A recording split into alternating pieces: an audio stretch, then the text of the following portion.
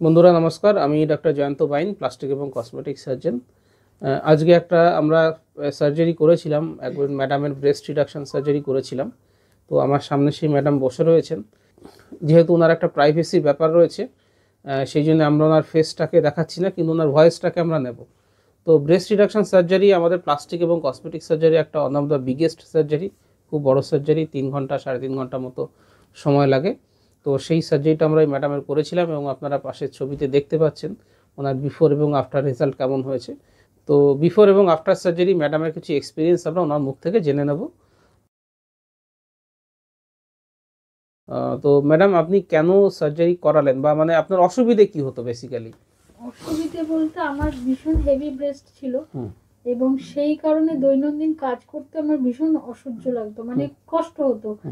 যেমন মশলা করা বা জামা কাপড় কাচা, এমনকি পোশাক আশাক পরে বাইরে বেরোলেও যে ব্রাশ স্ট্রিপ গুলো, মানে হেভি ব্রেস্টের কারণে স্ট্রিপ গুলোর একদম দাগ হয়ে কাঁধে বসে যেত এবং মানে কাঁধের এই যে কণ্ঠাগুলো, পিঠে ব্যথা করা, এই সমস্ত দিনগুলো আমাকে প্রত্যেকদিন মানে বহন করে যে চলতে হতো। আচ্ছা, আর ব্রেস্টের তলা অনেক সময় ঘেমে গিয়ে র্যাশ মতো? ওটা তো গরমকালে হতোই, মানে র্যাশ হয়ে গিয়ে সেই মানে সাদা সাদা হেজে মতো যেত। সেই বারবার সেই নাইটির ভেতর দিয়ে গুজে দিয়ে দিন রাত ওই কাজ করা। ঠিক ঠিক।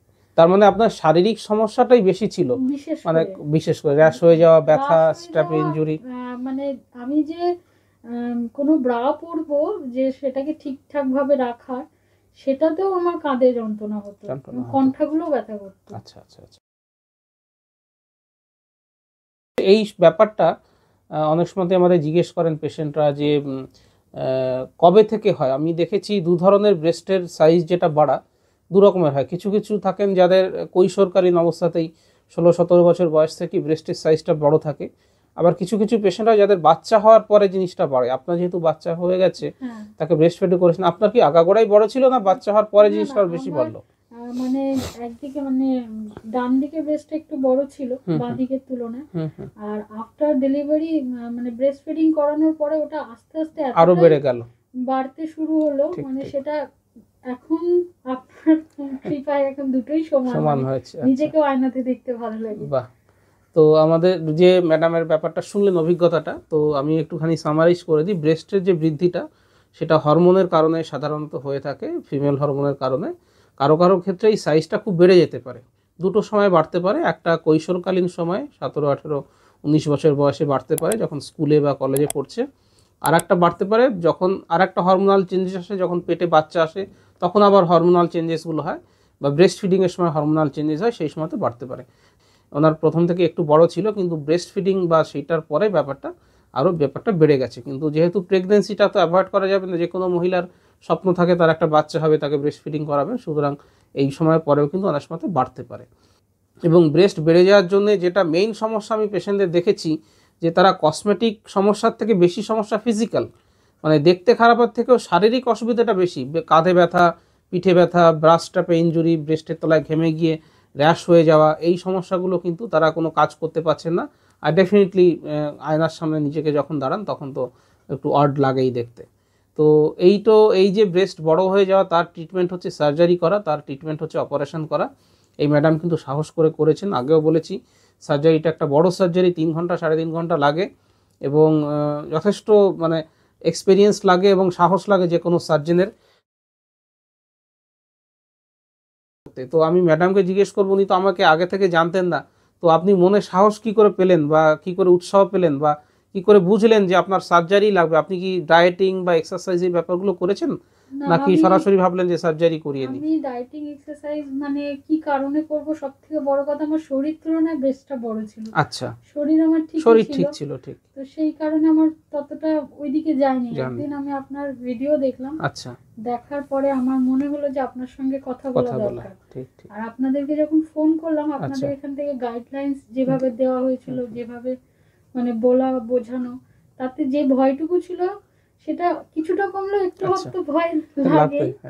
তারপরে এখানে এসে আপনাদের যেটা দেখলাম ব্যবহার, বা আপনারা যেভাবে বুঝিয়ে কাজটা করেছেন, তাতে আমার আর কোনো ভয় ছিল না। অ্যাকচুয়ালি আমাদের ক্লিনিকে যেটা রয়েছে, আমাদের ক্লিনিকটা কলকাতাতে আছে। কলকাতার পেশেন্টরা তো আসেনি, বিভিন্ন এরিয়া থেকে, ত্রিপুরা থেকে, আসাম থেকে, ইভেন গুজরাট থেকেও পেশেন্ট এসছেন। বাংলাদেশ থেকে পেশেন্টরা আসেন। তো আমরা যখন যোগাযোগ করেন, যেমন আপনারা কেউ দেখে যদি যোগাযোগ করেন, আমরা প্রথমেই বলবো চেস্টের একটা ফটো পাঠিয়ে দিন, নির্দ্বিধায় পাঠাতে পারেন চেস্টের ফটো, মুখটাকে পাঠাবেন না, মুখটা এডিট করে মুখের অংশটা বাদ দিয়ে দেবেন। তাহলে দেখে একটা প্রাইমারি আইডিয়া আমার হয়ে যায় যে কোন সাইজের ব্রেস্ট রয়েছে।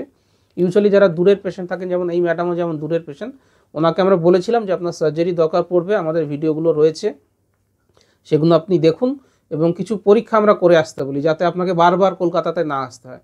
যে কোনো ব্রেস্ট রিডাকশন পেশেন্টকে আমি মিনিমাম একবার সার্জারির আগে দেখে নিই যে তার কি অসুবিধে রয়েছে, অন্যান্য শারীরিক সমস্যা রয়েছে কিনা, তার সঙ্গে কথা বলা, তার কি চাহিদা সেই ব্যাপারটা বোঝা। এই পেশেন্ট এবং সার্জেনের বন্ডিংটা ভীষণ জরুরি। তো আমরাও ম্যাডামকে একবার ডেকে নিয়েছিলাম সার্জারির আগে, উনি এসে ওনার বাকি মনের যে কনফিউশনসটা ছিল সেটা মুখোমুখি কথা বললে কিন্তু অনেকটাই কেটে যায়, সেই ভয়টা ওনার কেটে গেল। তারপরে উনি সার্জারিতে এসেছিলেন। কিন্তু সবথেকে বড় ব্যাপার হচ্ছেন she is very strong lady. উনি কিন্তু একা একাই সার্জারি করতে এসেছিলেন, আবার একা একাই সার্জারি করিয়ে একদিন পরে বাড়ি চলে গেছিলেন। তো ইভেন আমরা দেখেছি উনি মানসিকভাবে, এবং প্রত্যেকটা পেশেন্টকে আমরা দেখি যারা এই এত বড় সার্জারি ডিসিশন যারা নিতে পারে তারা স্ট্রং লেডি হয়ে থাকেন। তো ম্যাডাম এসেছিলেন সাহস করে। তো সার্জারির দিনে ওনার কতটা অসুবিধে হয়েছিল বা ভয় করছিল কিনা সেটা একটু জিজ্ঞেস করো। ম্যাডাম, সার্জারির দিনে কোনো অসুবিধা হয়েছে না? অসুবিধে কিছু হয়নি, একটু ভয় ভয় লাগছিল। ঠিক, খুব স্বাভাবিক। আমাদের একটা করোনার টিকা নিতে গেলেও ভয় লাগে, আর এত বড় অপারেশন ভয় তো একটুখানি করবেই। আচ্ছা, সার্জারি প্রায় আমাদের 3.5 ঘন্টা মতো চলেছিল। আপনি কিছু টের পেয়েছিলেন, ব্যথা বা কিছু বুঝতে পারা? কিচ্ছু বুঝতে পারেননি, পুরোপুরি ঘুমিয়েছিলেন? হ্যাঁ, আমি মানে ঢুকলাম, ঢুকে আমাকে অক্সিজেন একটা দেয়া হলো, তারপরে কিছু মনে নেই। তারপরে ঘুম ভাঙলো বেডে। হ্যাঁ, আমাকে নাম ধরে ডেকেছে, আমি তারপরে উঠেছি। তো এটা ম্যাডামের এক্সপিরিয়েন্সটা শুনলেন। অপারেশন থিয়েটারে ঢুকলেন, ওনাকে অক্সিজেন দেওয়া হয়েছে, তারপরে ওনার মনে নেই। নেক্সট যখন ওনার মনে পড়েছে উনি তখন বেডে একজন নাম ধরে ঢুকেছেন। এক্স্যাক্টলি সেটাই হয়, কিন্তু মাঝখানে 3.5 ঘন্টা থেকে 4 ঘন্টার সময় থাকে। আমি বারবার 3.5 ঘন্টা 4 ঘন্টা বলছি, এটা তো ভয় পাবেন না, যেটা বাস্তব সেটা আমাকে বলতে হবে, আপনাদেরকেও বুঝতে হবে যেটা কোনো ছোটোখাটো অপারেশন না, এটা একটা জটিল সার্জারি, কমপ্লিকেটেড সার্জারি। তো আমরা ফুল অ্যানাস্থেসিয়া দিয়ে করি যাতে পেশেন্টের কোনো ব্যথা না হয়, উনি কিচ্ছু টের পাবেন না, আপনারাও পাবেন না। ওটি তো হয়ে গেল, তখন তো অজ্ঞান ছিলেন, বুঝতে পারেন। ওটির পরে কতটা ব্যথা হলো? ডেফিনেটলি ব্যথা হয় একটুখানি। একদিন ভর্তি ছিলেন আপনি? ব্যথা বলতে সেই তুলনায় আমি ব্যথা বুঝতে পারিনি, হালকা একটু টাটানো ভাব ছিল। হ্যাঁ, এবারে সেটা সহ্য করা যায়, তাই তো? সেটা সহ্য করার মতন, এবং বাথরুম যাওয়া পরের দিন সেটাও আমার করতে পেরেছে। তো অ্যাকচুয়ালি ব্যথার যে ব্যাপারটা থাকে, আমি সেটা বলি, ম্যাডামের কথা শুনে বুঝতে পারলেন ওনার ব্যথা খুব কম লেগেছে। উনি ব্যথা কম অনুভব করেন। ব্যথার ব্যাপারটা না, একটা অনুভূতির ব্যাপার। যেমন দেখবেন কেউ হাউ হাউ করে কান্না করে, কেউ মনের মধ্যে লুকিয়ে লুকিয়ে কান্না করেন, তেমনি ব্যথাটাও কারোর ছোট্ট একটা চিমটি কাটলে পরে সে খুব ব্যথা পায়, আবার কাউকে একটা কেটে দিলেও ব্যথা পায়। এটা একটা সাবজেক্টিভ ব্যাপার। ব্যথা ডেফিনেটলি হালকা একটু ব্যথা হবে, সার্জারি পরে হবে। আমরা অপারেশনের পরে যে 2 দিন আপনি ভর্তি থাকবেন বা 48 ঘন্টা ভর্তি থাকবেন, ব্যথার ওষুধ দেওয়া হবে, অ্যান্টিবায়োটিক ওষুধ দেওয়া হবে, যাতে এই জিনিসগুলো কম থাকে। তো ম্যাডাম, তারপরে তো একদিন পরে আপনাকে ছুটি করে দিলাম। বাড়িতে গিয়ে নেক্সট 7 দিন আপনি, আমরা বলি 7 দিন একটু রেস্টে থাকবেন, ভারী কাজ করবেন না, জামা কাপড় কাচা, রান্না করা, এই ব্যাপারগুলো করা যাবে না, রেস্টে নিতে হবে। নেক্সট 5 দিন আপনার কতটা অসুবিধে বাড়িতে গিয়ে হয়েছে? নেক্সট 5 দিনে ওই সেলাইয়ের কাজটা করে হালকা একটু চুল টনটন করেছে বা চুলকানি, ঠিক, মানে হাতটা হঠাৎ করে চায়ের কাপ ধরতে গিয়ে বা মানে কোন একটা জিনিস দরজা খুলতে গিয়ে একটু ব্যথা। আচ্ছা, এই মানে ওগুলো হালকা, মানে সহ্য করা যায়, করার মতো। ঠিক ঠিক। তারপরে আবার হাত নামিয়ে দিলে ঠিক থাকছে। আর থেকে একটু হালকা হালকা সেলাইয়ের কাছে চুলকাতো, ব্যথা করতো। ঠিক ঠিক। ব্যথাও ঠিক না, চুলকালে তো সেলাইটা চুলকাতে পারে, ওর নিচে স্কিন গুলোকে কে করতাম, রাব করতাম। এগুলো মোটামুটি 7-10 দিনের মধ্যে সেটেল হয়ে গেছেন? আমার মিনিমাম 5-6 দিনের মধ্যে আমি অনেকটাই স্বাভাবিক হয়ে, আমার মানে ঘাও শুকিয়ে গেছিল, এবং আমার 4 দিনের মাথায় আমার সেলাই একটা করে ঝরেও গেছিল। তো ম্যাডাম খুব সুন্দরভাবে ওনার নেক্সট 5-7 দিনের এক্সপিরিয়েন্সটা বললেন। প্রত্যেকের ক্ষেত্রেই সেটা হয়। আমরা বাড়িতে যাওয়ার পরে 48 ঘন্টা পরে ছুটি করে দিই, এবং বাড়িতে গিয়ে স্নান করবেন, জল দিয়ে স্নান করবেন, সাবান জল দিয়ে।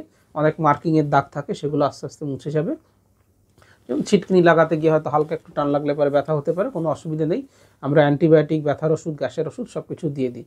10 দিনের পরের থেকে আপনি বাইরের অফিসিয়াল কাজকর্ম বাড়ির বাইরে যাওয়া প্রত্যেকটা জিনিস করতে পারবেন। আপনিও তো করতে পেরেছেন? হ্যাঁ, আমি সবই করেছি। সবই করেছেন, বাহ। আর সব থেকে বড় কথা আমার এখানের মানে প্রথম একটা ভালো এক্সপিরিয়েন্স এখানে আসার পরে, মানে এখানকার স্টাফ বলুন আর আচ্ছা। ডাক্তারবাবুই বলুন, আচ্ছা মানে ভীষণই ভালো। মানে আচ্ছা। স্টাফ, আমি যেদিনকে যাই তারা আমাকে এখান থেকে ওলা করে দিয়েছে। আমি রীতিমতো বাড়ি যাওয়ার পরে আমাকে ফোন করে নার্স যারা রয়েছেন তারা আমাকে জিজ্ঞেস করেছেন আমি কেমন আছি, এবং শুধু সেই দিন না, তারপরেও আমাকে ফোন করে জানা হয়েছে।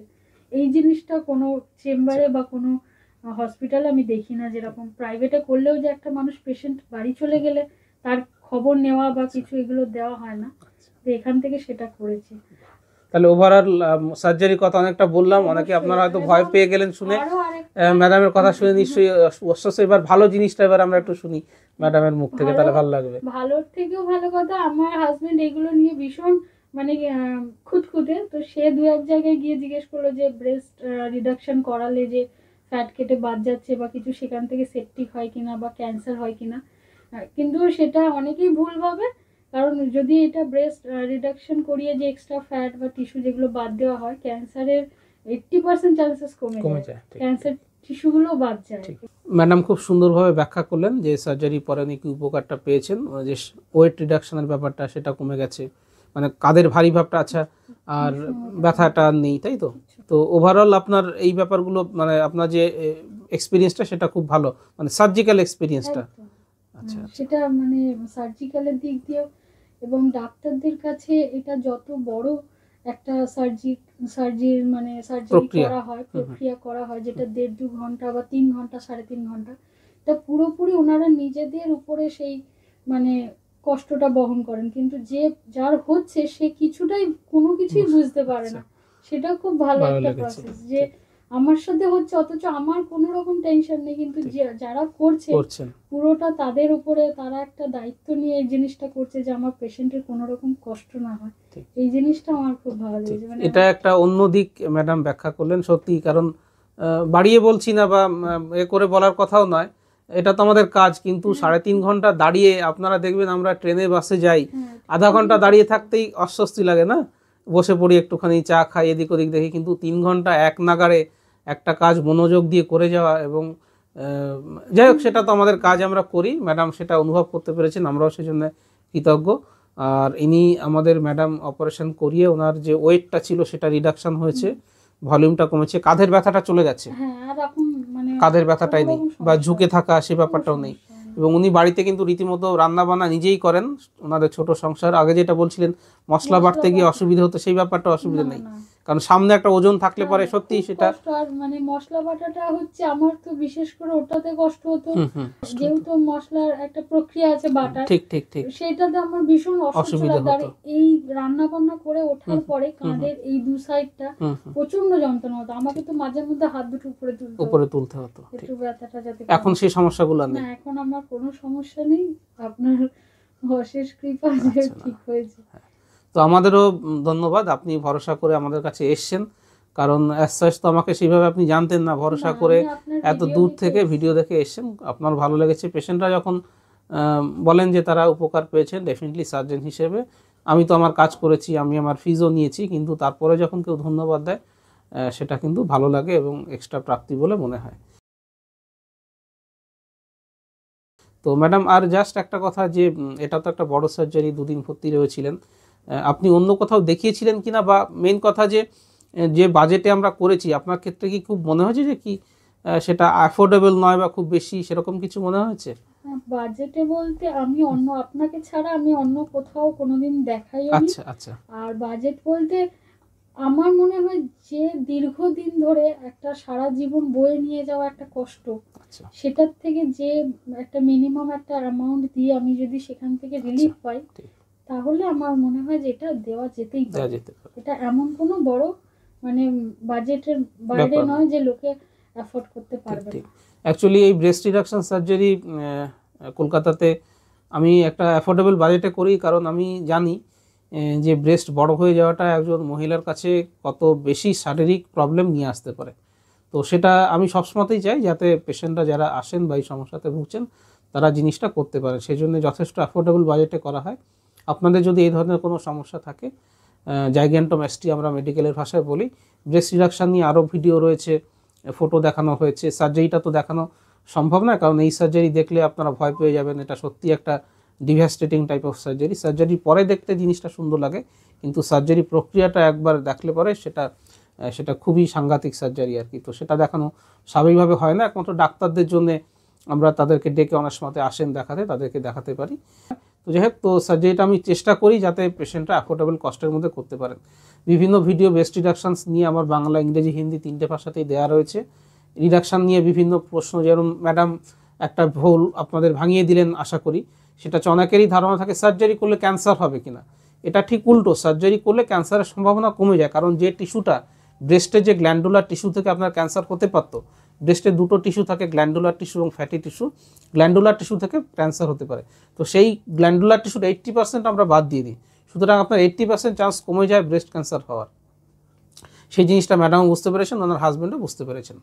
তো এই পুরো ব্যাপারটা গেল, আমাদের ইন্টারভিউটা শুনলেন। তো একটুখানি হয়তো এলোমেলোভাবে, অতটা গুছিয়ে হয়তো ইন্টারভিউটা করতে পারলাম না, কিন্তু মেইন কথা হচ্ছে যে ভয় পাওয়া যাবে না। এরকম সমস্যা যদি থাকে সেটা সমাধান করা যেতে পারে, এবং সার্জারি করে বেটার ওয়েতে সমাধান করা যেতে পারে। এবং ম্যাডামের এক্সপিরিয়েন্সটা শুনলেন, ভয় পাওয়ার কিছু নেই। মানে আপনার সঙ্গে ভিডিও করার মেইন উদ্দেশ্য মানুষকে এটা জানানো যে সাহস করে সার্জারিটা করে নেওয়া যেতে পারে, ভয় পাওয়ার কিছু নেই, তাই তো? যতটা করার আগে মানুষ ভয় পান, হ্যাঁ, কিন্তু দেখা যায় সেটা তেমন কোনো ব্যাপারই না। আচ্ছা, উনি তেমন কোনো ব্যাপারই নন বলেছেন, কিন্তু যথেষ্ট কমপ্লিকেটেড সার্জারি, এবং ব্যথা, 8-10 দিন বাড়িতে থাকা, হঠাৎ করে টান টান লাগা, সার্জারি করার ফলে একটা স্কার মার্ক হওয়া, এই ব্যাপারগুলো কিন্তু একটা ইস্যুস। এই সমস্ত ইস্যুস নিয়ে কথা বলতে হলে পরে হোয়াটসঅ্যাপ করতে পারেন, বা আমার সঙ্গে এসে দেখা করতে পারেন। ভিডিওটা ভালো লাগলে লাইক করবেন, শেয়ার করবেন, আর যদি কোনো মন্তব্য থাকে নিশ্চয়ই কমেন্ট বক্সে কমেন্ট করবেন। ম্যাডাম, আপনাকে ধন্যবাদ, আপনাদের সবাইকে ধন্যবাদ, নমস্কার।